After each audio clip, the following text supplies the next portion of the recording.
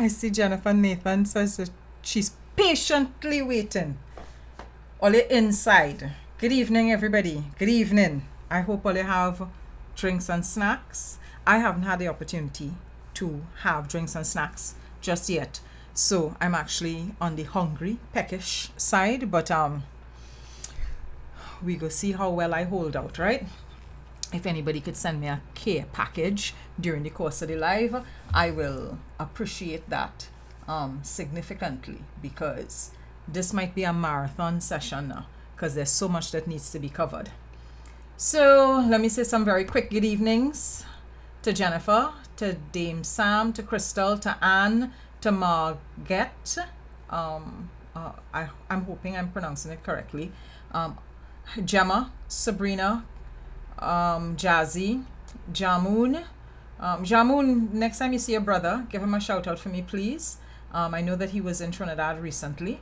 Hi, Liza. Hi, Michelle, Madam Moringa. Hi, Rainman. Belladonna, Patricia. Good. Right. Plenty people on the inside, plenty people here. Those of you that joined me early on to do the test, thank you so much for doing that, because it helped me considerably. And so let's hope that we don't have any tech glitches. All right. So let me jump into it as quickly as possible. So the last time we bounced up, which would have been the night of the 28th, right? The night of the elections. I would have, right, let me slide. So, right, I would have done, I think, the very first live virtual, like fully virtual, fully live political panel on the night of the elections that actually featured people who were part of political parties. At least Gary showed up. Philip gave me a runaround whole day. Michaela had promised, but there had been problems. And then, of course, Watson Duke never answered my call that night, even though he as well had given the undertaking that he would make it onto the program. But I felt that the kind of conversation we had, the kind of discussion, the kind of dialogue was the first of its kind. I think we basically had the best coverage of the night in terms of analysis and in terms of the scoop, because we called the election before everybody else. And that's because Devant and Derek, with their channels directly inside political parties across the divide, were in a position to get information that I think most other media houses would not have had access to. So by, I think, 9:15, when I checked the time, because I went back and I looked at the live again to see when we had called the time, and it was like about 9:15 on the night of the elections that we were able to say that the UNC had won the elections. And of course, the irony is, Devant called it, Derek was kind of leaning in that direction, and I was busy buffing them, saying, don't spread fake news, don't spread rumors when you don't have hard factual information. And they called it, I buffed them, and like 10 to 15 minutes later, somebody on the live stream said to me, the PNM about to concede. And I was like, what? And I am there messaging people inside the PNM. What is going on? I'm hearing that there's concession. I'm messaging MPs, and I'm messaging MPs in marginal constituencies. And they haven't heard that they were conceding the defeat. Right? I needed to understand that. On the night of the elections, when I was messaging MPs who were in marginal seats, they weren't aware that Balizé House had decided that they were conceding defeat because of the numbers. So what else had happened? Oh, another interesting thing. After we wrapped up the program, wrap up, strike, set and everything, pack up everything, and I'm heading home, I had not one, not two, but 3 MPs make contact with me to ask me what were the actual election results. So within the party, the PNM party, that night, they were not sure what the actual last vote count was. And so I have questions about what went on with what I know to normally be very reliable machinery, right? Party machinery. Because usually on election day, given the infrastructure that they have within the party to check with the canvassing lists and who the runners and who is checked to see what and double check and ratify and whatever, usually by between 6 to 8 p.m., the political parties just have a sense of all who came out to vote and who are the people that likely voted for them. So it was very disconcerting to me that on the night of the elections, the PNM seemed to be in disarray. Right? It was a very strange general elections. But we're going to get into that. Just not immediately. So I wanted to say thank you to the entire team that worked with me on that elections night live. That elections night program. I want to thank Derek. I want to thank Robert LaHunt, who was all the way in Japan. Right? He was all the way in Japan in a different time zone entirely. So I was wondering how things were going to work out because he had to go catch a flight. So he was moving from his hotel to another space where there was Wi-Fi so that he would have been in a position to continue to do the interview, and then hoping that things could have wrapped up before he had to catch his taxi to get down to the airport. So it was a real interesting night in terms of, the moving parts. I want to thank Devant for agreeing and, of course, bringing his own particular style in terms of discussion. I want to thank, Gary. I also want to thank my team behind the scenes who helped the entire thing happen. It's a small team that I have, but it's a very effective, efficient team. And of course, always big up to Tech Guy. Tech Guy is the beating heart of this entire thing, right? Without Tech Guy, I feel like a lot of what happens here cannot happen. And that's why we must protect Tech Guy at all costs, right? So that was the exchange. And again, thank you to the folks that helped that to happen. Whew. Let's know. So,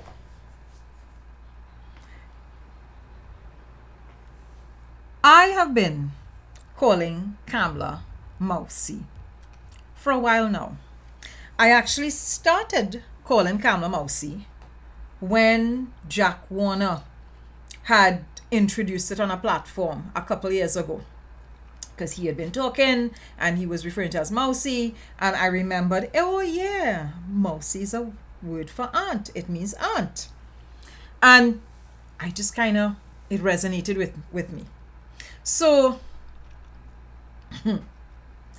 when the election results came out and I started putting my foot on the government's neck, as only I can put my foot on the government's neck, I decided a number of things. One, because Kamala, for 10 years in opposition, showed zero respect to members of my community. And my community is a wide community, right?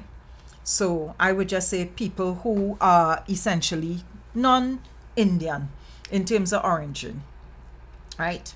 Whether it's partially or fully. I decided she doesn't show us respect. So I am not going to be calling her Prime Minister, because I don't think that she is prime ministerial in terms of how she deals with the population. And this would have been since she was prime minister, right, during her 2010 to 2015 tenure, because there is a lot that that she did during that time period that I felt was quite vulgar, quite crass, quite disgusting, and for me, very unappealing.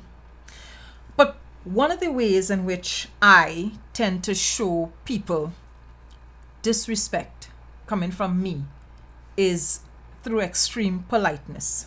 So I might be talking to somebody that I don't like at all, and I'm repeatedly calling them sir. Yes, sir. Of course, sir. What else could you mean, sir? Or I might say ma'am. In the case of Kamla, because Kamla and I could be related. It's not like I don't have the genetics to be related to Kamla.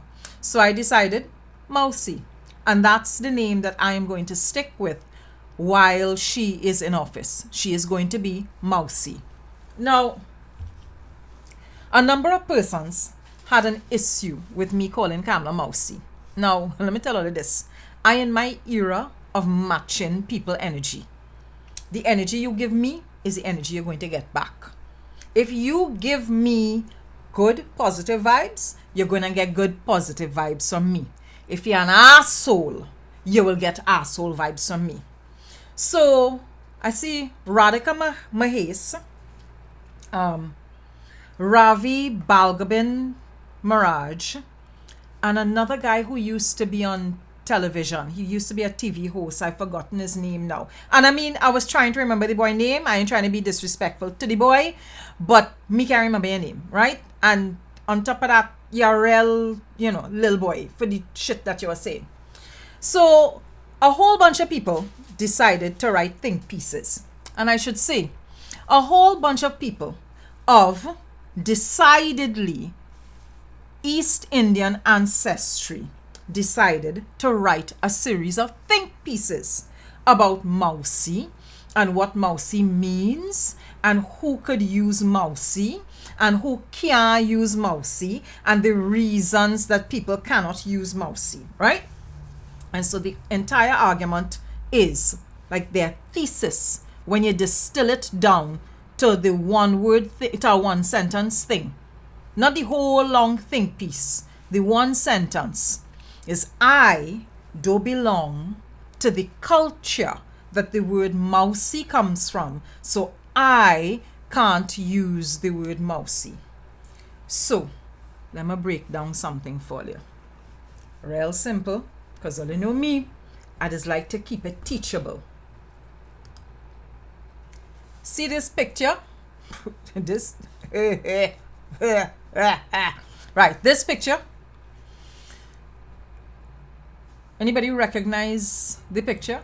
Anybody recognize the word on the picture? Let me see who recognizes the word on the picture. All right, I'll go. That's my name in Sanskrit. Not my first name. That's my last name in Sanskrit. Barry Shiva Padara does want to come and tell you about how to pronounce words that are Sanskritic in origin. That's my name in Sanskrit. Me by my name. Right? Me going high-low and pick up names on a 2-for-1 special. Me run in no sale, right? Buy one, get one free. Fire sale. Everything must go now. I inherited my name, right? And I inherited my name through genetics. Kamla cannot mount no podium and turn wrong and whine on me because Kamla ain't even in my class and caste. That's my name. That's how it's spelt in Sanskrit. And let me show you all what my name means. My name means devoted to light and knowledge. That is what my last name means. Devoted to light and knowledge. And if anybody out of all are we in the public domain right now who does make an effort on a daily basis to keep people informed and enlightened is me. So I don't just have the name. I don't just have the genetics. I just live it. I just embody it. Right? And for all of you who still have it twisted, this is why I have the name. You see him? You see how he good looking? I carrying he whole last name. And it will continue to bother all you because you all are some racist motherfuckers. You don't get to tell me what words I can and cannot use. You don't get to decide what culture I can and cannot embrace. Mousy she is, mousy she will remain.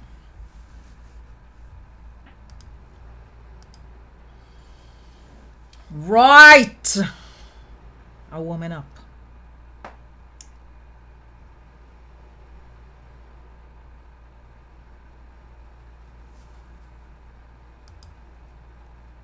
Okay.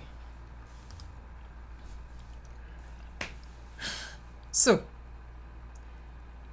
this is some basic data from the elections. The PNM in 2020 got 322,250 votes. The PNM in 2025 got 224,414 votes. The UNC in 2020 got 309,188 votes, and the UNC in 2025 got 335,165 votes. I did some basic maths today because I want you all to understand something. The UNC didn't win the general elections. The PNM lost the general elections. And that is an important distinction that I have to make right now. In 2022, or around 2022, I started saying in my lives, whenever people were talking about elections, I said, the next general election is the PNM's to lose. As we get later down in the live, I am going to get into more details about that. But I want all to remember, the PNM lost the election.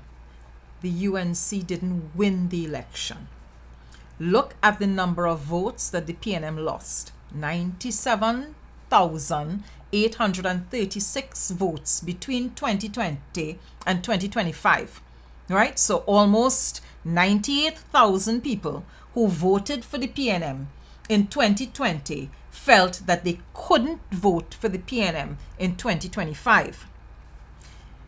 In 2025, only 26, only 26,000 more people who voted for the UNC back in 2020 felt they could vote for the UNC this time around. You understand the point that I'm trying to make? We're going to come back to this point a little later on in the life. So Kamala and they, sorry, what did I, right. So Kamala and they benefit from disappointment in the PNM. And my girl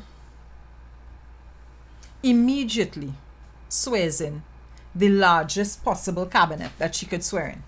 Now, there are a couple of things I want all to be very clear on. I knew the PNM was going to lose the election. I was anticipating a loss, but I was anticipating a narrower, narrow margin of victory and loss, right? So I didn't think it was going to be as bad as whatever the final count is, 26-10 or 26-13 or whatever the count is. But I knew it was going to be a loss for the PNM because there was very little momentum. But I will get to that. Let me rush the brush with all you. So Kamala wins, and Kamala immediately swears in the largest possible cabinet she could swear in. Because on the night of the elections, the results were what they were. One of the final things I said to Tech Guy when we were packing up and everything, I said, the PNM not going to be ready to respond to what is going on here. The rest of the population will be in too much shock and hurt and pain. So, as of tomorrow morning, bright and early, when I get up, my foot going to be on Kamala's neck for as long as I need to keep my foot on Kamala's neck. And between then and now, every single day, I have gotten up and I have kept my promise to myself. Foot on neck. Because I remember what we went through between 2010 and 2013. 2613. Thank you so much for that. Right? I remembered what, hear me, 2010 and 2013. 2010 and 2015, right? The 63 months that she was in office for, I remember what we went through. So I knew that immediately somebody, some entity had to be on her neck and keeping the government on its toes. I decided, because it might take the current opposition a while to pull themselves together, I was going to do it because I have the intelligence, the wherewithal, the resources to do it. Good. Foot on neck. And thank you to everybody who's sending me information, who helping, who making contributions, everybody else who also doing the thing, posting and making the effort to hold the government to account. Thank you.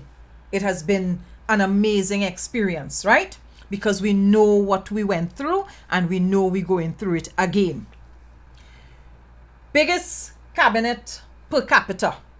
We only have a population of 1.4 million people, and I have lost count of how many ministers, junior ministers, and parliamentary secretaries we have in cabinet now.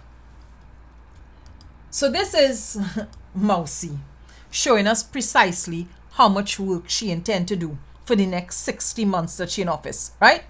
Zero. My girl is doing a 6.5 day weekend. And then her supporters just have the goal to talk about hard work and sacrifice, to talk about other people's work ethics, right? To talk about who playing golf and who ain't playing golf. Kamala in office 21 days, thus far, 21, 22 days, somewhere thereabouts. Maybe as much as 24 days now. And we have seen her sum total of what? 4 times? 20-something days in office. We have seen you 4 times. And in the minds of the UNC support base, that is performance. So the same support base that was busy calling people all kind of names, who hungry mouth, who poor, who lazy, who this, all of the ethnic stereotypes they could come up with, they are happy with Kamala's current work ethic. 6.5 days and showing up 1 afternoon a week. 1 afternoon a week. Oh, it's 39 days? Thank you very much, Beach. So, Kamala then, as part of her approach, as part of the rollout of her government, gives us a deputy prime minister. Our constitution does not allow for a deputy prime minister. And I'm taking note of the fact that civil society has remained quiet over the fact that the country has a de jure prime minister, who would be Mousy, and a de facto prime minister in the form of Barry Padarath. Now, I'd have some other who calling him Madam Barry and Princess Padarath. Other, I beg, do me a favor. Do not call Barry a woman, because only insulting women.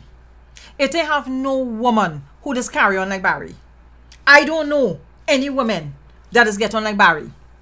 All of the women I know are progressive. They know how to blend their makeup into their complexion. They also don't behave the way Barry does behave. They bring a different kind of energy. They come across as competent. They come across as knowing what they need to do. They come across as understanding this is how we comport ourselves and conduct ourselves. Barry is just messy. That is what he is. He's not a woman. He's not a shim. He's not a her. He's not a sure. He is messy. And he is all levels and all ranges of messy. I don't want anybody associating Barry Padarath with my gender. Right? Just no. Not at all. Maybe in all your spaces, all you could do that. But don't come on my page and call Barry a woman because you are insulting me. Barry and I, not in the same class. We're not in the same class at all. There is no way that Barry and I could be in the same class. So stop calling him a woman. Find something else to call Barry. You could call him messy because in my mind, that is what Barry is. He just messy to the core. And Kamala has decided that Barry's role is to come and misinform the public and at every turn use dog whistle. Right? So he will come and he will claim something wrong with the Prime Minister's residence. But that's because they are afraid to use the diplomatic residence. And there are a range of reasons that they're afraid. I'm sure it has to do with surveillance equipment. So Barry comes and he tells the public, the Prime Minister's residence dilapidated, it run down, it have repairs that need to be done. Brings no evidence. The scanner's not working while he's standing up next to an unplugged scanner. Or it had drinks in the diplomatic residence. We just entertain guests, sir. I don't know how things is happening in your house, but in the nation's home, because we have guests from far and wide coming to the diplomatic center, we just entertain we guests. We just give them a little something to drink. We just give them a little something to eat. We just give them a nice couch to sit down on. We just entertain and host we guests on them properly. I know it might be a new thing for you, Barry. You're probably not accustomed to entertaining guests. But we over here just entertain guests. So Kamala has Barry talking about geographic discrimination. Of course, that is low-key dog whistle for race, right? He's trying to say WASA under Marvin Gonzalez's tenure as Minister of Public Utilities was discriminating against East Indians from South Trinidad, because he knows when he talks about South Trinidad and South of the Caroni and South of whatever it is, that he is making reference to a predominantly Indo-based population. So we get the dog whistle. We hear the dog whistle. And we know the level of the dog whistle. But this is a government that has Jai Laladar Singh in the corner. Yeah? This man, most famous for referring to black people by the N-word back during Kamala's first term in office, is suddenly back in the picture. So a UNC government and a UNC support base that quick to jump out and say, I can't say mousy, and me saying mousy is racist. The same government that has Barry Padarath jumping out and implying that there are racist ways in which WASA went about operating without providing any evidence. So geographic discrimination. And we all hear the dog whistle language inside there. No evidence whatsoever. That same party comes and brings Jai Laladar Singh back in our faces, linked to a state enterprise. unapologetically. And all of that is why Mousy can't get no respect from me.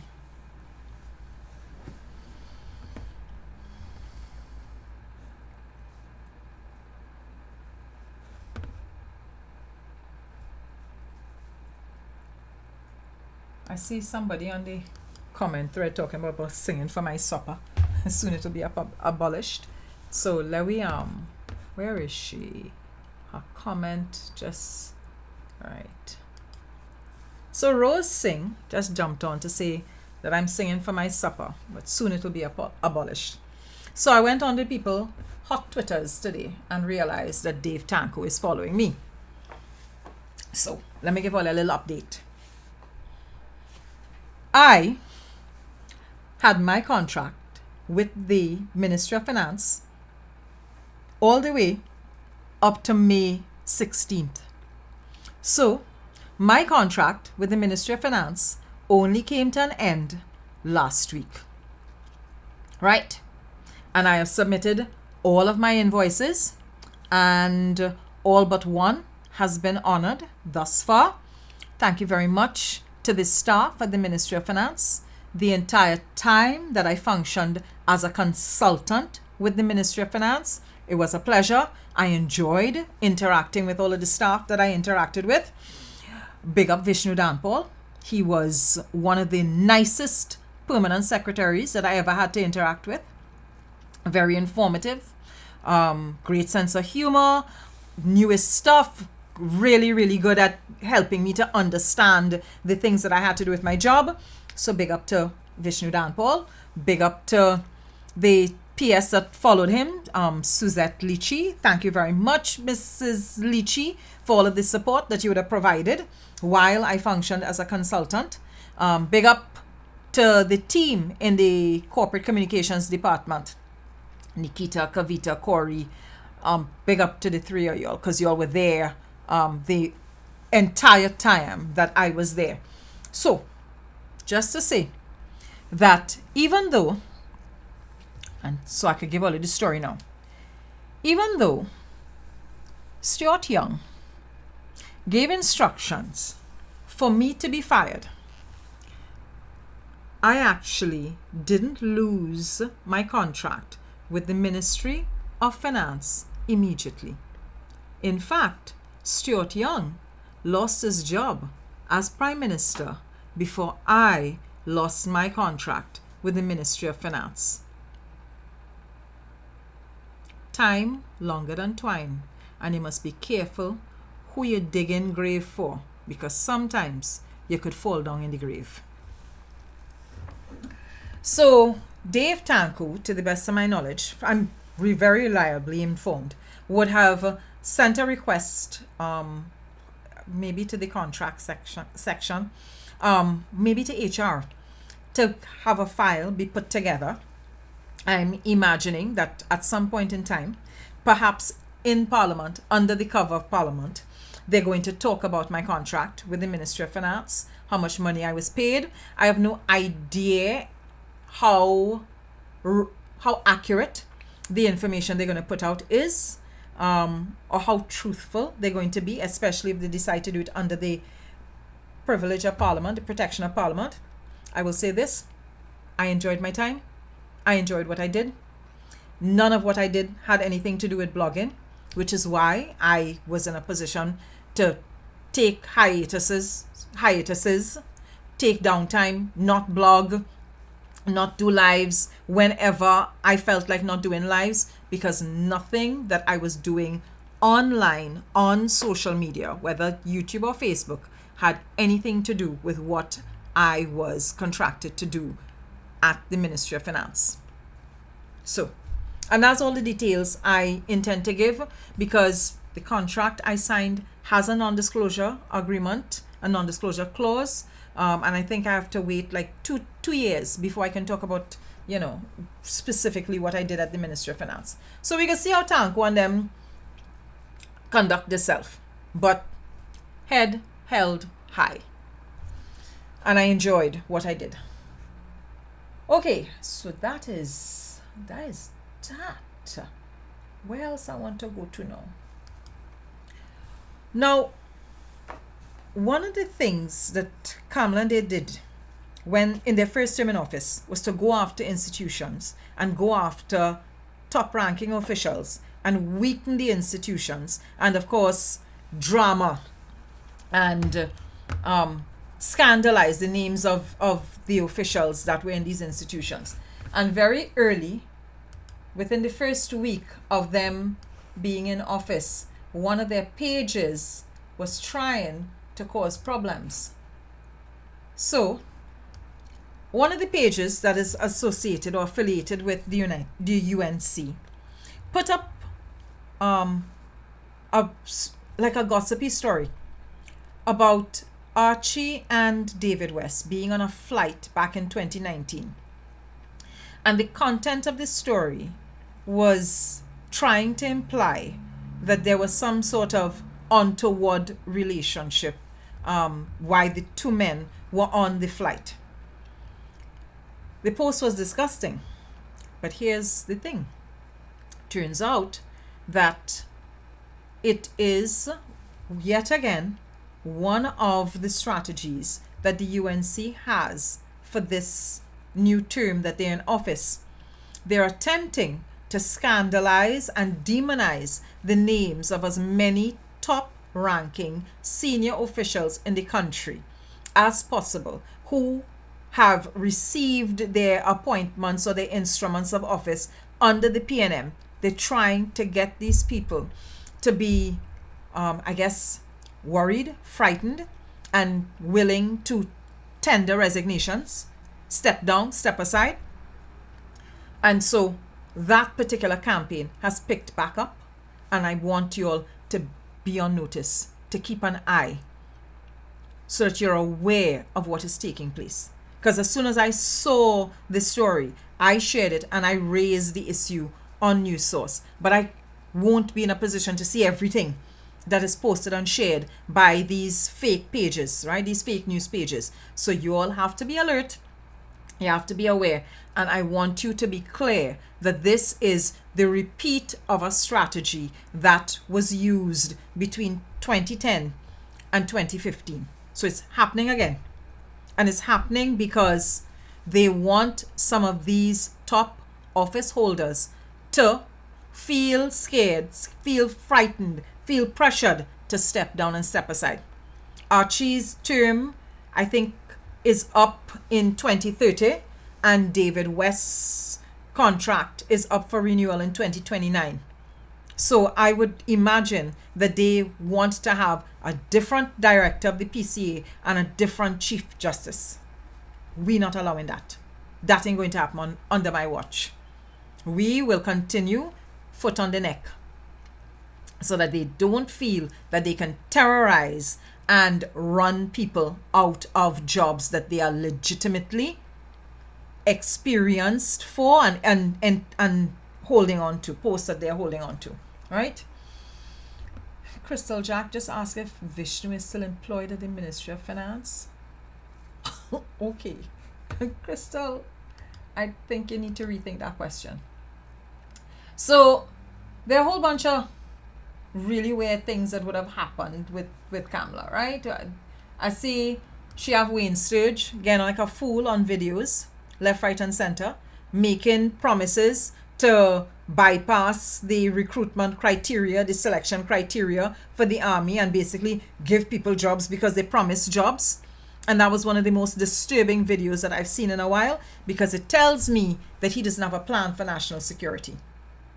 It tells me that in Sturge's mind, the caliber of persons that you hire into the various branches of national security is not something that is top priority for him. He thinks any and everybody can just be absorbed into national security. They don't need to have qualifications. Is I promise all the jobs, we're gonna get all you hired. And that is crazy work. Crazy work. Okay, so I think yes, no.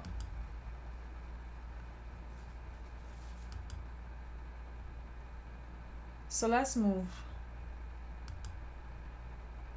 down to what we really come here for. because I know everybody here to find out why I decided to not support the PNM for the general elections, or why I decided to go quiet. I hope I do this justice.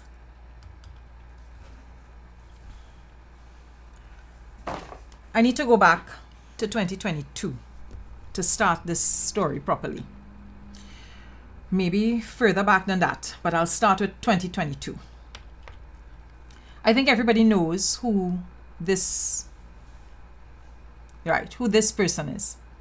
This is Colm Imbert. Imbert is the Minister of Finance, or was the Minister of Finance. Imbert is also the MP for Dago Martin Northeast. Imbert was also, at a point in time, the Vice Chairman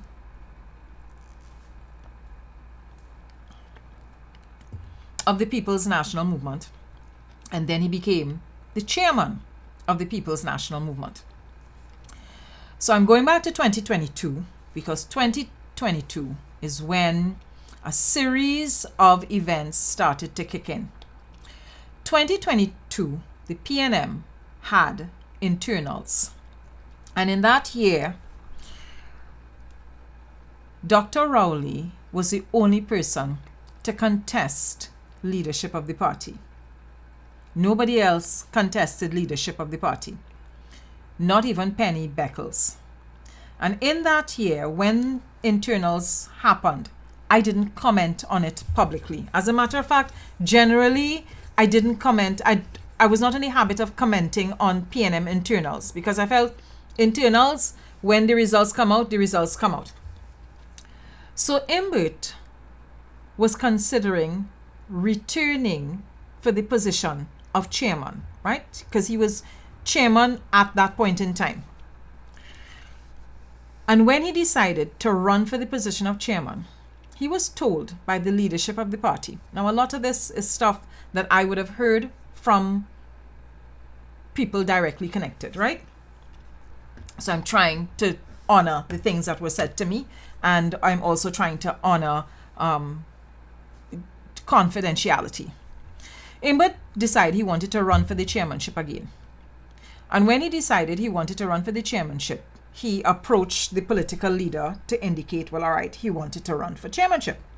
The political leader, Dr. Rowley, would have said to Imbert, no, don't run, because he has heard that Penelope Beckles plans to run for the position of chairman, and she is more popular than him, Imbert. And so if Imbert ran for the position of chairman, he would not become the chairman. So I had asked him at one point when they were warming up for the elections, are you running? Are you planning to go for any position? And he said, well, no, I was considering going up for the chairmanship, but I had a conversation with the political leader and he told me it was better not to run because Penny was running and she was likely to win. Turns out that Miss Beckles was not running for the position of chairmanship. So I get up a morning and people from the slate that was calling itself Leaders in Service had sent me some screenshots of their slate, right? The kind of social media postings they were going to be putting up for their slate. And when they sent the social media postings to me, I saw the whole list of persons who were going up for the slate referring to itself as Leaders in Service. And one of the persons was Stuart Young. And he was going up for the position of chairman. Now, at that point in time, I was aware that Imbert and Stuart were pretty close. You know, they worked together in cabinet. They were colleagues from before that. Stuart had been Imbert's lawyer in the past. So there was a relationship between the two of them. And so I sent Imbert a message. I said, it looks like Stuart going up against Penny. And he was like, what? And I said, yeah. And I forwarded the images to him. Now, the same time I forwarded the images to Imbert, I also messaged Stuart. And I said, I see you going up for chairmanship. Congratulations. I get a message back from him immediately saying he is not aware that he's running for chairmanship. Nothing like that is going on. He hasn't gotten the nod from his political leader. So I was like, okay, all right, cool.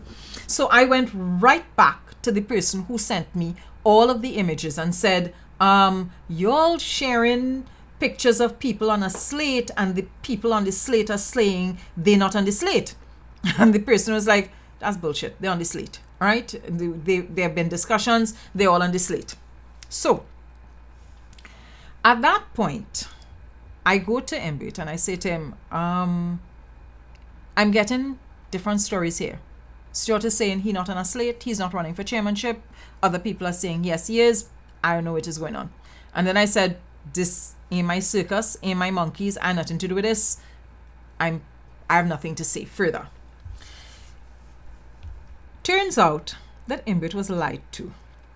Turns out Penny Beckles was never running for the position. Turns out that Embit was told not to contest the position because they wanted the party, the leadership, the slate leaders in service, wanted a situation where there was a clear field for Stuart to run for the position of chairman of the party. So he runs, he becomes chairman of the party.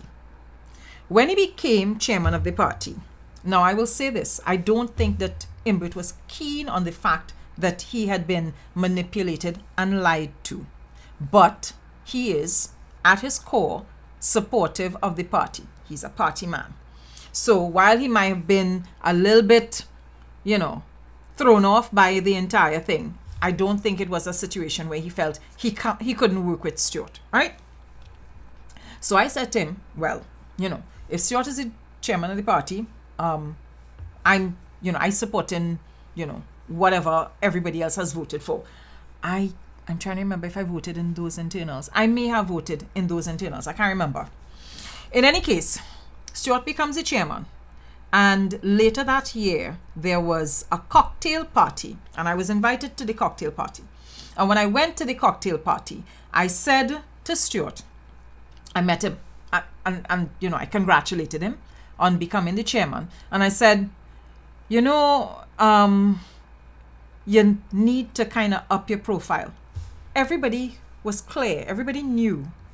Everybody who was following PNM politics was pretty sure and certain that what was going on was there was the development of a new profile for Stuart. So pulled in to be the chairman of the party with the intentions of chairmanship, lifting his profile for the base of the party, right? So I said to him, in the course of you being the chairman, you will need to lift your profile even further so that people start seeing you as leadership material, not just somebody who's competent, but leadership material. And he was like, yeah, don't worry, you'll see. I have a team I'm working with and we're going to be lifting my profile. So I said, all right, good, cool, right? I said, anything you need from me, I'm happy to provide. Just let me know. Now, I need to slow down and backpedal a little bit. So that's 2022 I'm talking about. I met Stuart in 2015. I met Stuart because I had decided I wanted to follow a campaign, right? One or two campaigns. And I wanted to follow a new candidate and see how a new candidate was going to present himself. So I met with Stuart, asked him if it was okay to follow him on walkabouts. And he said, sure, it was fine. And we walked in a couple of areas in his constituency. And I met a young man from one of the areas in Stuart's constituency, a guy called Corey Vincent. Corey might actually be on the live here right now on the feed. And Corey and I had a conversation. He talked about the things that were going on in his area. He lives in Mackay Gardens, Mackay Lands, in Port of Spain, North St. Anne's West. And they had a situation where, because Mackay Lands started off as a squatter community, they didn't have like a regularized water system. So there were tank farms. A lot of the homes are very self-sustaining homes. but he wanted to be able to speak to the new MP or the incoming MP or the new candidate to be able to discuss the challenges his community was facing. Now, I'm not going to pretend that, me and Stuart is tight, chummy buddies. But at that point in time, he was approachable, very approachable. So when Corey came to me, I said, look, I'll set up a meeting between the two of you all. I set up the meeting and Corey and Stuart took it from there. That's my first impression of Stuart. My first impression of him was somebody who was willing to be open and available to people. So I had no negative vibes where Stuart was concerned at all. And when that thing in 2022 happened, I was like, okay, all right, not my circus, not my monkeys. I ain't have any beef there. Another thing that had occurred that had Stuart high in my esteem is back in 2020. Remember, I had beef with Gary Griffith for a number of years, right? When Gary was Commissioner of Police, there was a day when Griffith was very upset about the pounding that I was putting on him on social media. And instructions had been given by a DCP to junior police officers to pretty much come and arrest me. The day that I was supposed to be arrested, not one, not two, but 3 senior office holders in this country made contact with me to let me know, Rhoda, you need to be careful. It appears that the police are going to come by and arrest you, detain you for questioning. They don't have any real issues to charge you on, but the plan is to have you be arrested and have your photos plastered all over the news as blogger arrested. Right? One of the persons who called me to give me a heads up that day was Stuart. Imbert called, Stuart called. Both of them giving me the heads up that they had heard that this was something that was likely to be in train and it could happen any minute now. So, because of little things like that, or, well, not really little things, big things like that, because those are impactful things in your life, I have a certain amount of respect and regard for both Imbert and Stuart, right?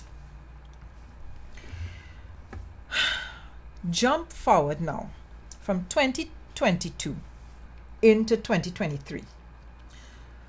In 2023, I think I can move this picture now. 2023 is where things start to get real interesting and exciting. In that, there is a clear need and desire to start to do transition planning. But Dr. Rowley ran for leadership in 2022, so he remains a political leader. And he ran for political leadership unchallenged. So it meant that nobody else had put themselves forward as a potential leader. So there was a lot of talk about who was going to be taking the party into the next general elections. 2023, there was the local government elections.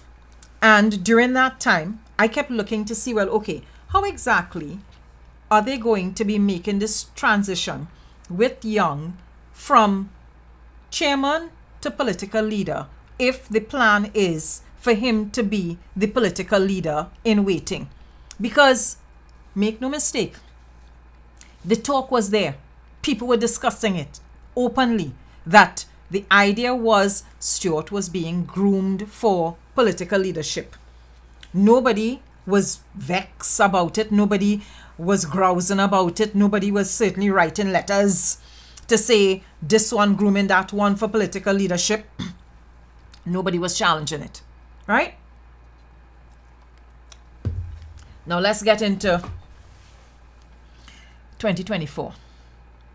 2024, the party starts gearing itself up to go into a general elections, right? And then a couple little things happen. There's a whole drive to get new voters into the party. And the person who would have spearheaded the drive to get all of these new voters into the party is the general secretary. There's nothing weird about that. So you had Foster Cummings as general secretary doing a membership drive, and he utilized a lot of programs and caravans that the line ministry that he was responsible for to do outreach. So those youth drives and those caravans and all of the events allowed him to be able to persuade young people, to get them interested in being part of a political movement. So there was an influx of members into the PNM. And that influx of members, based on what I've been told, is like over 3,000 young people signing up to be members of the People's National Movement. So in 2024, around September, October, thereabouts, when there was supposed to be some sort of special convention, when they checked the voting list, is to realize that there were several thousand new members. And the several thousand new members were young people who seemed to be very much in support of Foster Cummings. And so that led to a lot of old talk within the party, because people were concerned about what an internal elections would look like. So then, annual convention, whatever. It was something that was supposed to happen September, October. And the political leader cancelled it. And based on comments in the public domain, that cancellation went against the party's manifesto. Things start to get more interesting now. So, late 2024. And throughout 2024, the party had done a series of internal polls. And the polls were looking to gauge who people saw as favorable to be the political leader, what PNM members thought would happen with the next general elections, who they felt should lead the party into general elections, and, I already said, and who they wanted to see as leader. You all are not going to believe what the poll results said. If I had to ask all you, who all you think the polls said is the person that the PNM membership base most wanted to see as the political leader going into the next general elections? Who all you think what all you think the poll results said? I want to hear all your answers before I give all of the answer. And I want all of you to grasp this. It was more than one poll. The polls happen regularly, right? Throughout 2024. Throughout 2024, there was polling taking place. And it is members of the party, people who are, who hold in board position and whatever.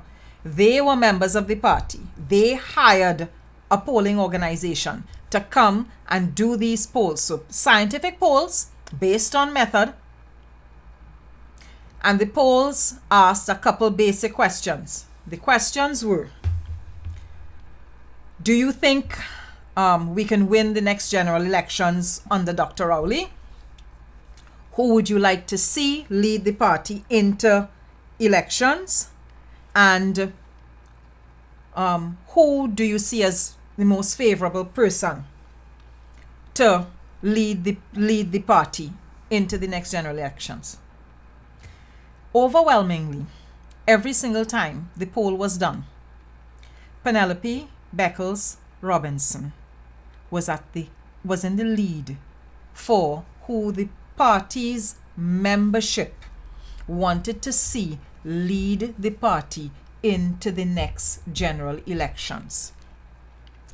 Penny was in first place, and way behind in the last position was Stuart Young. You could ask anybody inside the executive of the party. Penelope Beckles Robinson was in first place, and Stuart Young, the chairman of the party, was, if there was 3 people, 3 names or 4 names, Stuart's name was the last name. And every single time they did the poll, the gap between Penny and Stuart widened. Now, this is where the problem started, or this is where things started to get sticky, because poll after poll after poll being conducted, and the political leader knows that he wants to be able to have Stuart, the young man he was grooming, take over from him. But this is a party where the voting system was changed by him back in 2010 from the delegate system to one man, one vote. So this is a problem. So you want to be able to make Stuart the political leader, but you can't. If you go to an election, you have a situation where there's an influx of new voters, young voters. There's every possibility that they are not going to vote for your candidate of choice. Then you're doing polls, right? Poll after poll after poll. And the polls are telling you that your membership base does not want the person that you have selected to be political leader. They want somebody else to be political leader. So how then do you manage to make this person political leader? So then you realize, I can't make him political leader, but I could make him prime minister. And so if I make him prime minister and get the public to see him in a leadership capacity, then when there is a general election and things have handed, and if they are successful at the election, then when there is the next internals, he will become the political leader and prime minister. And that is where that whole bacchanal in Tobago came from. But let me explain something else. So after all of those polls that was getting data from the PNM membership, the PNM, or rather I should say Dr. Rowley, commissioned another poll. And he commissioned another poll in December. So he went to a different pollster at the start of December and asked that person to do a poll, but not using the sample size of PNM voters.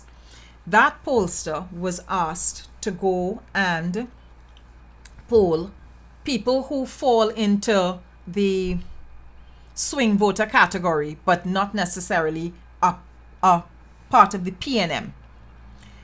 So that other poll was done. And that other poll, the data from that showed that between Kamla and Stuart was seen as more favorable to those voters than Kamla. So the information, the results from that poll was used in the course of the discussions in Tobago to basically say, is on the basis of this data that I have selected this person to be the prime minister when I step down. Up to now, and I want to remind you all of this, we have no idea what are the real reasons Dr. Rowley decided to step down when he stepped down. Because he didn't need to step down.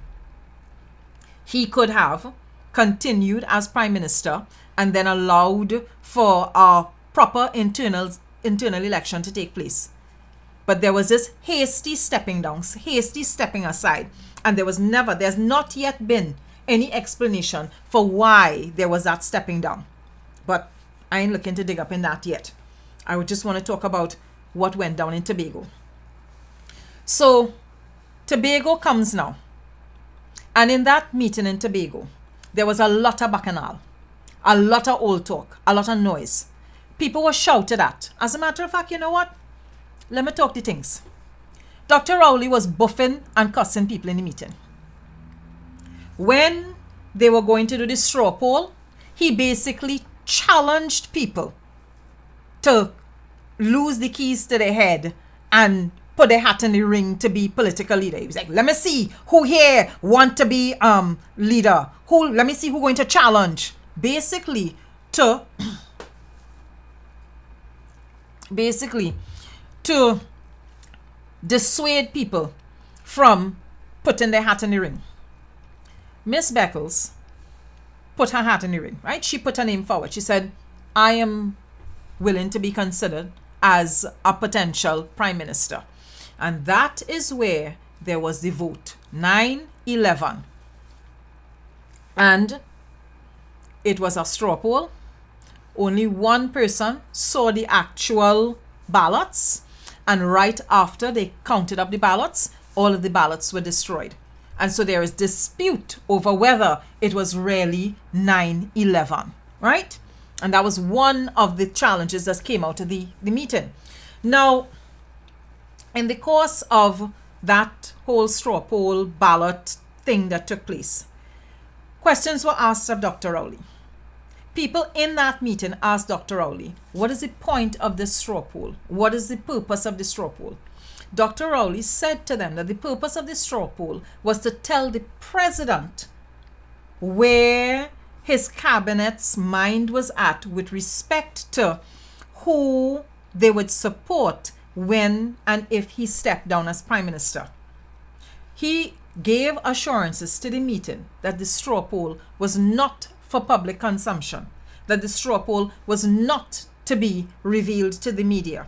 And right after the straw poll was taken, the Prime Minister, the then Prime Minister, called a press conference and announced at the press conference that Stuart Young was unanimously supported as the next Prime Minister when Dr. Rowley stepped down.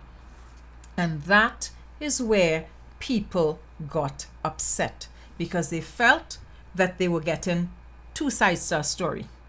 In one breath, they're being told this poll is not for public consumption.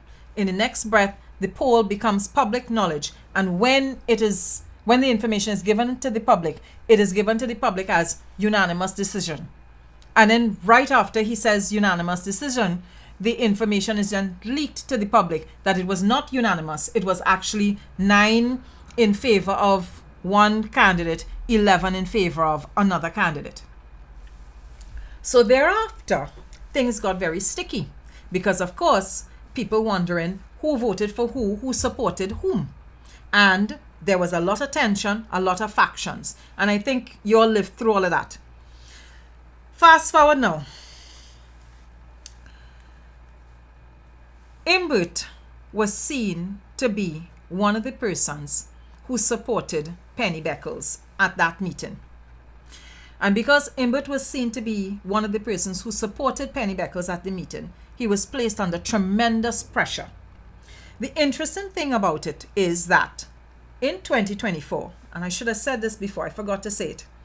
In 2024, Imbert had actually decided that he was stepping down as MP, right? It was one of the things that he had discussed with people within the party, senior people within the party, where he had said, well, okay, maybe it's time for him to step aside and have a new person represent the seat. And he was asked to run for another term. And he was asked to run for another term for this reason. The discussion was, okay, we're likely to have a new person as political leader. Young may well be the next political leader. And so the cabinet, the government, is going to need to have at least one senior person functioning in a stabilizing capacity to ensure that there is transition from one government into the other government. And so Imbert agreed, okay, I will hold on, do another term, stabilize the government in transitioning from one prime minister to another prime minister. I think he was going to continue with the portfolio of finance because of how vast a portfolio it is. But when that meeting in Tobago occurred and there was the rift afterwards, the decision was then taken. You can't run in the next elections. And it was an individual decision, an individual unilateral decision. Imbert was called into not one, not two, not three, 6 meetings in the month of January to berate him and bully him and tell him he was to step down as MP.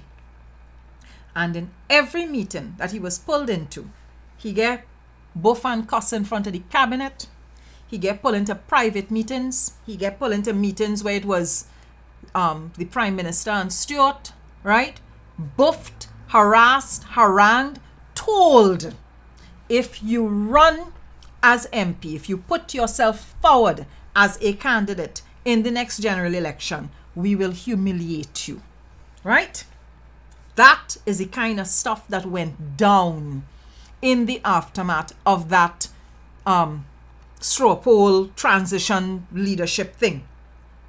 So when those things happen, and I am hearing, and listen, my name jumping up, right?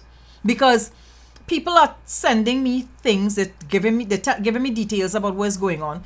I am putting it up on News Source, and next thing I know, I am hearing my name jumping up in a mass ban. Oh, I trying to mash up the PNM. I causing strife in the PNM. This, that, and the other. I trying to damage this one, that, damage that one. And I'm like, okay, but if this was happening in the UNC, I would have put the information out there. I would have let people know. I mean, there are numerous occasions where things happening in the UNC, and when I find out about it, I put it up, #love in the house. And everybody happy to see information about the UNC, #love in the house. So when it got to the point where Imbert was being called into these meetings, one after the other, bam, bam, bam, bam, bam, and bullied and harangued and basically threatened, right? Because you're being told, if you run for the seat, if you put yourself forward as the candidate for the seat, we're going to humiliate you and, embarrass you out of office. I said to him, this thing getting real nasty. I said, so here's what. If you become the candidate, the person to represent Dago Martin Northeast for the general elections, I said, I sit in the elections out. I asked him for a meeting. I said, I need to have a conversation with you. He said, I will sit this elections out because I know if I start talking about the things that I'm hearing, the things that I am privy to, what I understand, it's going to cause problems. So I took it upon myself to ensure that I was not in a position to say any of this in the public domain to affect the course of the elections. So once he was nominated, and he was nominated by all 20 of his party groups, I was like, good, time for me to hush up. Especially when, at a general council meeting, I was reliably informed that the Prime Minister himself sat down in a general council meeting and say, News Source only causing trouble in the PNM. News Source trying to mash up the PNM. And I said, you know what? if this continues, the next thing that is going to happen is Imbert going to be fired or attacked as Minister of Finance. And so said, so done. I have a really long story to give you all, but not tonight, about, you all know that whole Auditor General story with Jaiwanti Ramdas. Most people think that the Auditor General story is a bacchanal that started with the UNC. Nope. It was an internally created bacchanal. The PNM, people inside the PNM, who decided that they wanted Imbert to be removed as the Minister of Finance. They're the ones that gerrymandered the entire bacchanal around the Auditor General, leaked the story into the media, leaked the story over to the UNC, so that way it would become a huge scandal to put pressure on Imbert, even though he doesn't do the auditing. He has no role to play in the accounts that are being generated by the Ministry of Finance. But the entire narrative was shaped and placed in the media to make as if Imbert stole $2.3 billion. And that entire narrative wasn't created by the opposition. It was created within the People's National Movement. Now, I want to go to a particular screenshot. A couple nights ago, I sent a WhatsApp message to Dr. Rowley, because this thing here from Project Shortchange, not Stuart Change, could be Stuart Change, but Project Shortchange, that's my name for them. This thing came out and I went through it, and I could tell who is the people behind it. So I messaged Dr. Rowley and I said to him, it would make sense if people left me alone. They're kung fu weak. They need to leave me alone. Because as the kind of woman, just keep plenty receipts. As the kind of woman that could come and sit down here and give all your chapter and verse about a range of shit that people have done. I'm looking to wrap up now. There's only one piece of shit that I'm going to talk about. But I want to talk about it in relation to this particular issue here. All right?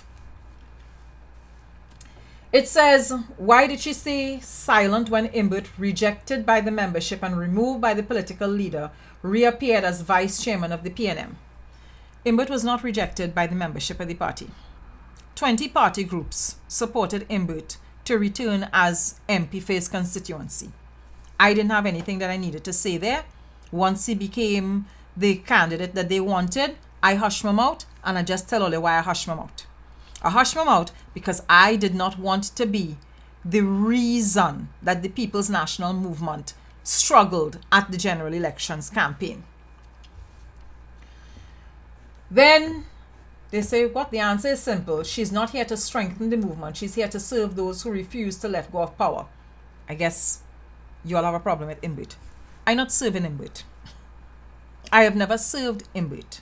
I have worked with him at the Ministry of Finance, and I no longer work with him or work with the Ministry of Finance. Right? And they said they go into a whole long thing about Imbert. Then this is one of the parts that intrigued me. We also know reliably that he is grooving Marvin Gonzalez to lead. Anybody had a problem with Dr. Rowley grooming Stuart Young to lead? Anybody? Anybody came out at any point in time? Project Shortchange. Did you ever come out at any point in time and write letters about how Stuart Young being groomed to lead by the political leader, and that there were other people like Dr. Brown, Penny Beckles, any of the other senior members of the party, Faris Al-Rawi, for instance, right? So Penny, Amory, Faris, was anybody upset that Stuart was being groomed to lead as opposed to Penny, Amory, Faris? How come none of these groups had anything to say then? But now the issue is Marvin being groomed?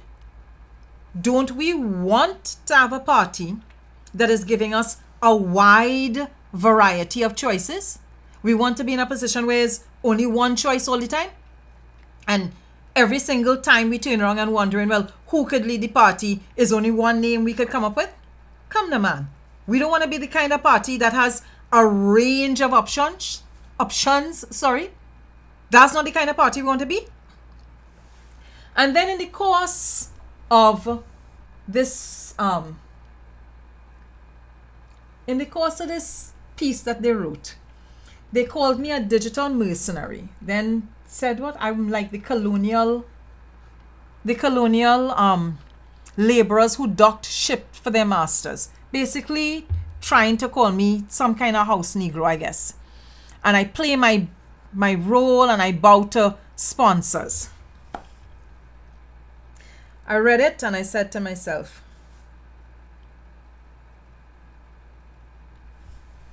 Stuart, Andrew, and whoever else, does really want to go with this? So let me get down to one particular point that I want to make. There are a range of points that I can make, but I'll make one particular point.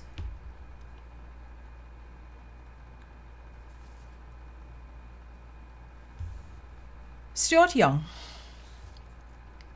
needs to explain to the public who his financiers are, who he is,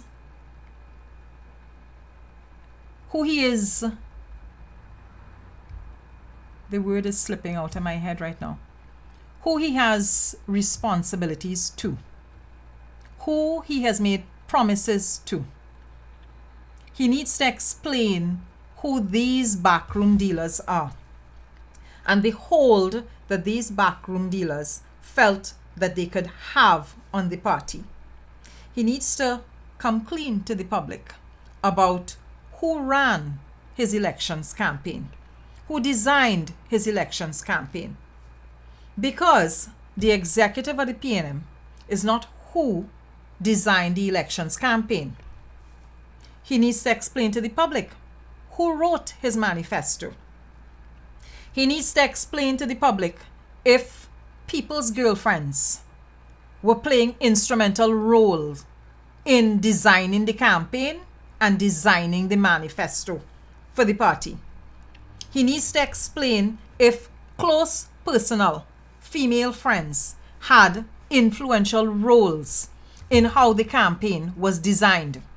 He needs to explain why the campaign did not feature a team of persons, why the campaign was only focused on one person. He also needs to, as somebody who led the campaign, became the face of the campaign, and then became the face of that loss, he needs to take accountability for the loss.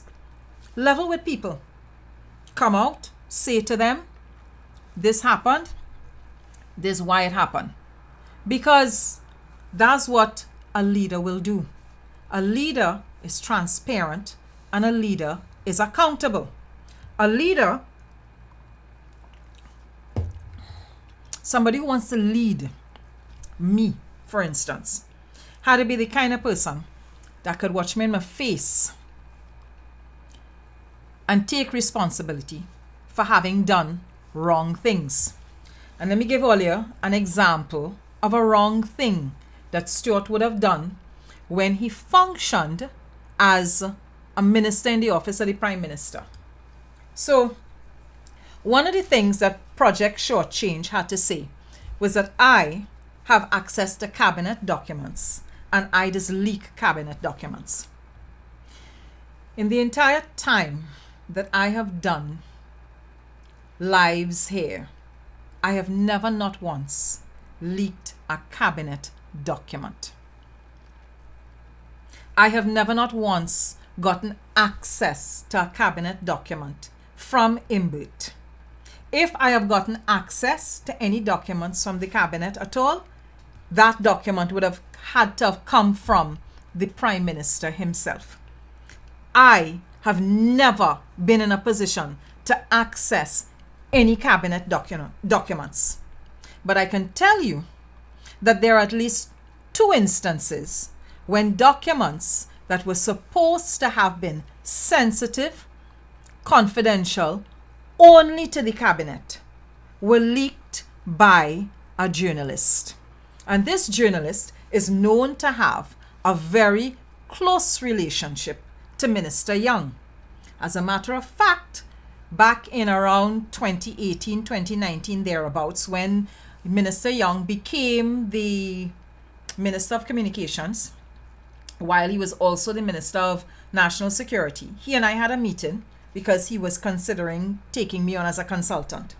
And in that meeting, the first question I asked him was the nature of your relationship with this young woman?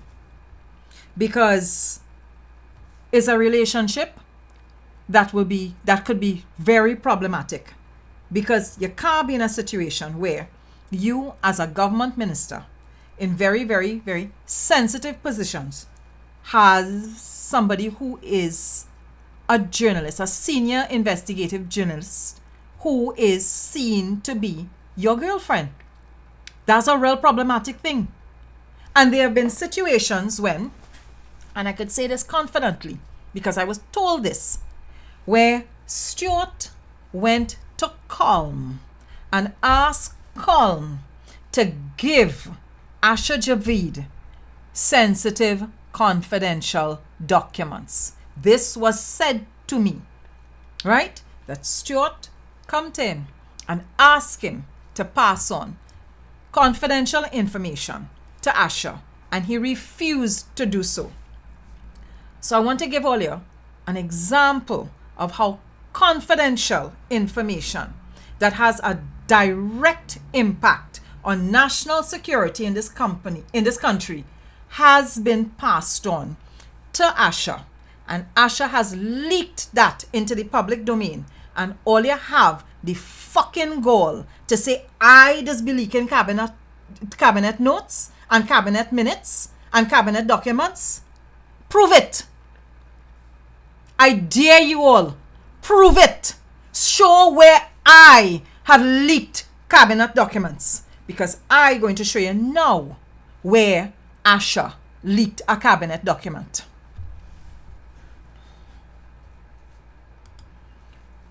All you remember the state of emergency in December, late December. So I get up a morning, 10 minutes past 7, and the proclamation for the state of emergency sit down in my inbox, right? Sit down in my inbox in WhatsApp. And a civilian is asking me, is this legitimate? So I see it and I say to myself, well, that can't be legitimate. That's not how this government is function. This is a serious government. This is the kind of government where a press conference will be announced for national security issues. They will hold a press conference and they will explain to the country, this is what is taking place. Now I want you all to understand this.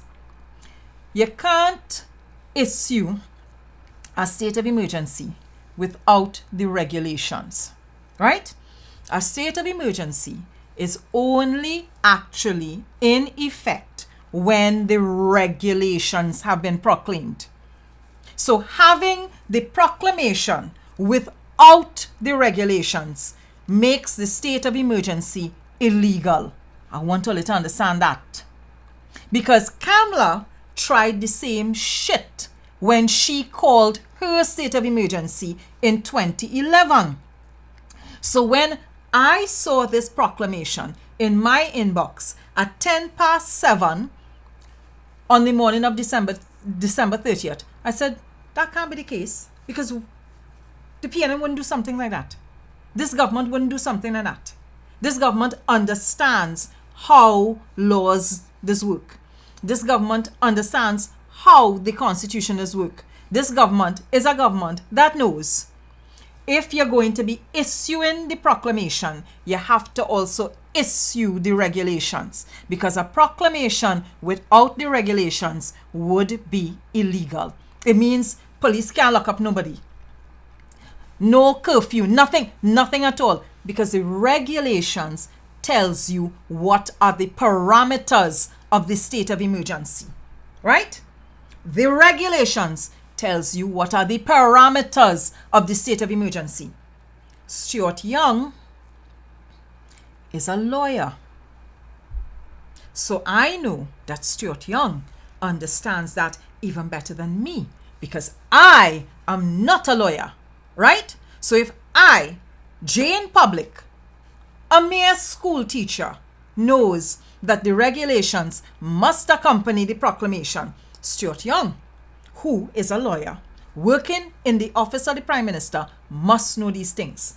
So when I get this, I then forward it. It must strip it to itself. I forward it to the Minister of Communications and the Prime Minister at the same time. Forward it to them, and I said, this is being circulated. This is likely to be causing mischief. So the government needs to make sure, government communications, I said government communications needs to get in front of this so that there isn't panic. Because in my mind, we can't be under a state of emergency because it are no regulations. I send that, so you all have seen 10 past 7 or quarter past 7 in the other. By 7:54, minutes to 8, a press release is sent to me, and the press release basically says that we're under a state of emergency and there's going to be a press conference, right? So at 10 minutes past 7, the proclamation is already in the hands of civilians and it landed in my inbox. When I went to the Minister of Communications, he knew nothing about the state of emergency. When I went to other members of the cabinet to ask them, are we really under a state of emergency? Can you confirm? They knew nothing. The rest of the cabinet found out about the state of emergency the same time this press release went out. However, a civilian had the proclamation in his inbox by 7 o'clock in the morning and was able to send it to me, right? To ask me if this is real. So there we go. So I asked, who leaked the proclamation to you? The person says, I ain't really want to say. I said, I don't need the name. I just need to know the profession or link. So the person says, a journalist, but I can't name him or her. So I want to slow down and explain something to you. A state of emergency was called in December, the end of December, to function as a crime-fighting tool, right? That's what we were told. That there were a range of things happening with criminal elements, and it was being done as a way to suppress criminal activity.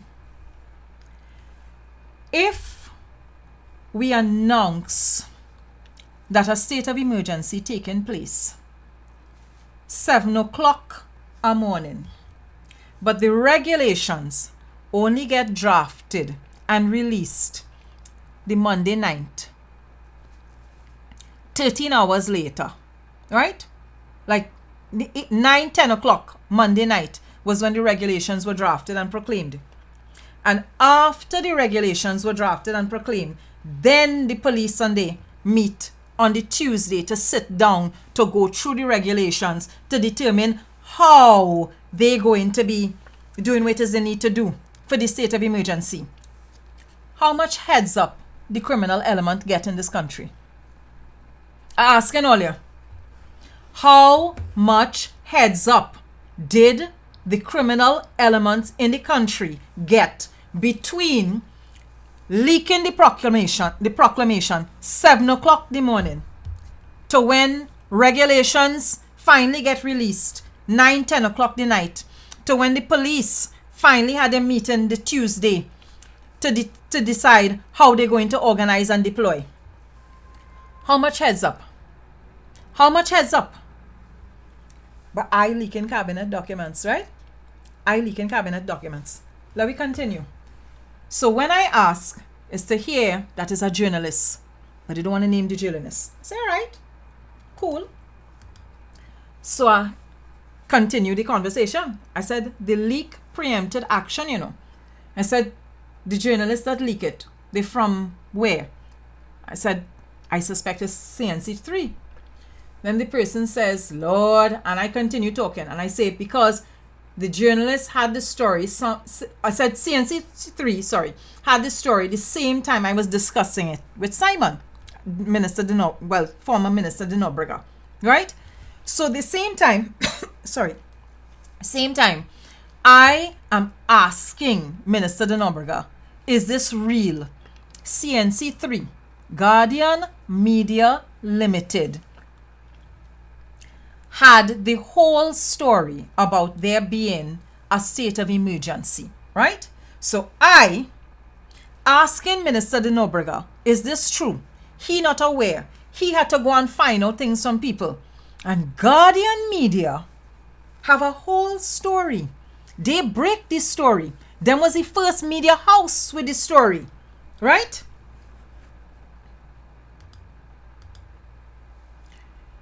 So I go back to the civilian who had the proclamation. And he says to me, he says, Rhoda, I called my journalist. Stuart sent it to her. So the leak came from within. It was not supposed to come out just as yet. Project Shortchange, you all owe me an apology. Because I don't leak cabinet documents. I have never leaked a cabinet document. But I am clear that Stuart Young sent the proclamation for a state of emergency to a journalist before the regulations were public, before the regulations were proclaimed. And that journalist leaked the state of emergency proclamation to media houses and civilians and made it so that the criminal elements in this country had a full day's heads up before the police or army could do anything legally under a state of emergency. Well, they can't come around me, you know. I am not the one. I am not the one. And this is just the tip of the iceberg with the things that I could come and talk about. So I have one more screenshot to show you so people will know. I said, if you call, the guy actually says to me, he says, if you call the name of the journalist, I may whistle. I said, Asha. He said, ha, ha, ha, ha, ha, ha. I said, is that a whistle? Is that open-mouthed whistle? And he says, yes. I leak in cabinet documents. Since Project Shortchange want to write whole long epistle about how Imbert and I in this arrangement and in this alliance, and I leaking documents and I function as a mercenary. Stuart, what's the nature of the relationship with Asha? Why Asha getting sensitive documents? Why you sending sensitive cabinet documents to Asha? Why she leaking it? Why she sending it to media houses? Why we playing with the country's national security in that way? People lost their life during that state of emergency, you know. It didn't treat with crime properly, you know. And I wonder why. I wonder why.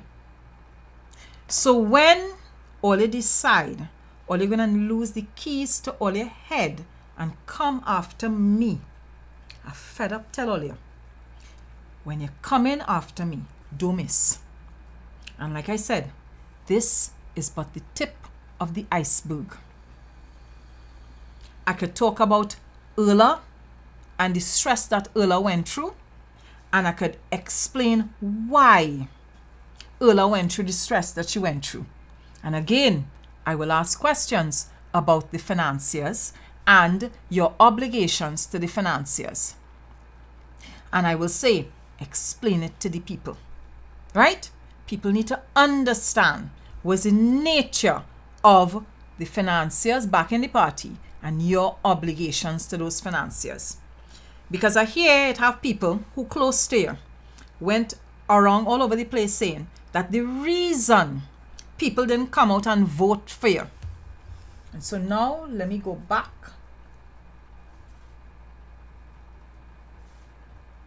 To this.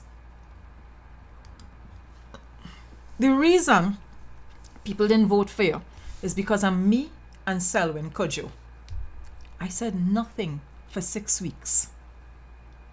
You get sworn in, I hush my mouth. You get sworn in, I hush my mouth because I didn't want anybody to say that because I say A, B, C, D, or E, that is why you didn't get votes.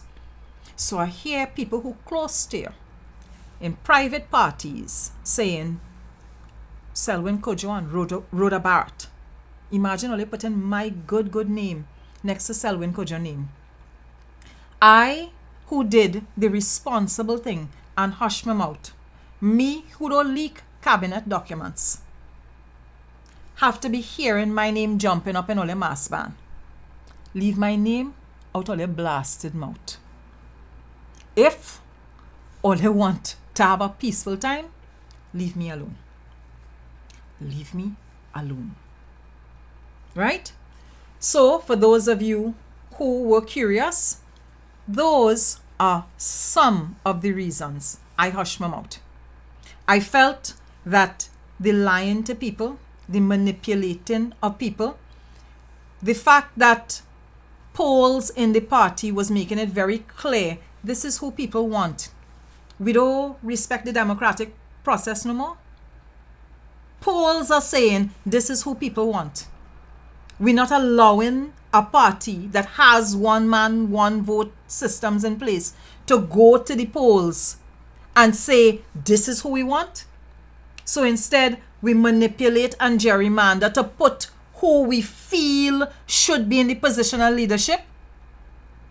And so you use all kind of loophole to move this one in and out and put so.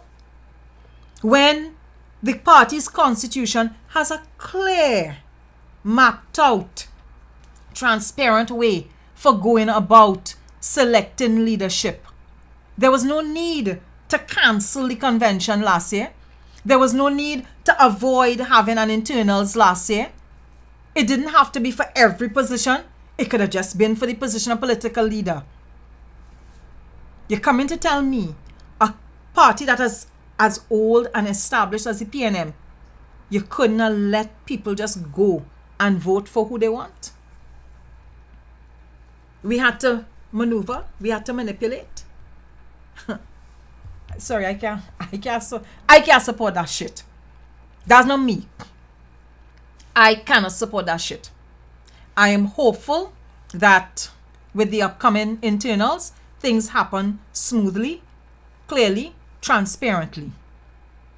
I will be basically sitting the internals out. I won't have too much to say about the internals. This is me explaining to you all why I chose to shut up when I chose to shut up. And that's because there's a whole bunch of things, a whole bunch of manipulation, a whole bunch of maneuvering that took place that I was not thrilled about. Because people were in the dark. The voter base was in the dark. And I didn't appreciate that we were hoodwinking the voter base and making people feel that this one against that one and that one against the other. When you had data, right? Data. 3 sets of data saying to you, people prefer this candidate over this candidate. And these are the reasons why they prefer this candidate over this candidate. We couldn't respect that. Anyhow, I hope all you get weight is all you come for, right? Because people was on my case all over Oh, you say you was going on this, you say, and you ain't saying nothing. You say you was going on bust a mark, and you ain't saying nothing. I never said I was going to bust a mark. I said that once the elections were over, I was going to come and explain to you all why I was pulling out of the elections. Right? That's what I said. And I have kept my promise to you. So I'm going to wrap up now. I will be doing lives more regularly, but I'm not going to have a specific day and time. I'm going to do them as they become necessary and needed. Because, yeah, we're in a wild season here with this new government. So you all enjoy the rest of the evening. I'm going to get something to eat.